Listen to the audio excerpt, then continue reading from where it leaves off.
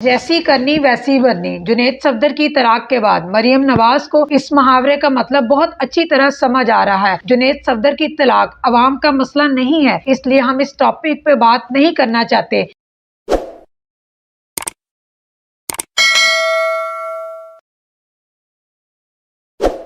عائشہ نے وہ انکشافات بتا دیے جو اس نے اپنی متعلقہ ساس یعنی کہ مریم نواز کے متعلق اس سے بھی زیادہ نیچ ذہن اور ظالم سمجھتی تھی۔ جو عورت اپنی قوم کے بچوں کا مستقبل تباہ کر سکتی ہے وہ کوئی بھی گھٹیا کام کر سکتی ہے۔ مریم نواز کی پوری ہسٹری دیکھ لیں، جہاں زبان سازی، درازی اور گندی ویڈیوز کے علاوہ کچھ نہیں ملے گا۔ دوسروں کی ویڈیوز کو لیک کرنا، اب تک یہ دوسروں کے گھروں میں آگ لگاتی رہی ہیں، لیکن اب اس تکبر میں اپنے ہی گھر کو آگ لگا دی اور اپنے بیٹے کے گھر کو جلا کر راکھ کر دیا۔ عائشہ سیف اب یہ الفاظ کہہ چکی ہیں، میں نے اپنی ساس کی وجہ سے طلاق لی ہے۔ ویسے تو جب سے جنید صفدر کی طلاق ہوئی ہے ہزاروں قسم کی باتیں گردش کر رہی ہیں، اور یہ ٹرینڈ شروع بھی مریم نواز نے ہی کیا تھا۔ عمران خان کی طلاق ہوئی تو نون لیگ کا بندہ پریس کانفرنس کر رہا تھا، اب نہ جانے پٹواری کیوں گہری نیند سو رہا ہے۔ اب خیر پٹواری آپ کو کوئی حقیقت کبھی نہیں بتائیں گے، جب تک برداشت نہیں کر سکتی تھی میری ساس مجھ پہ تشدد کرتی تھی۔ میری سابقہ ساس ایک بات بول رہی ہے کہ میں سیف الرحمان کی بیٹی ہوں، اس کے ذریعے قطری خط منگوایا گیا تھا۔ اب قطری خط کی حقیقت پاکستان کی عوام کو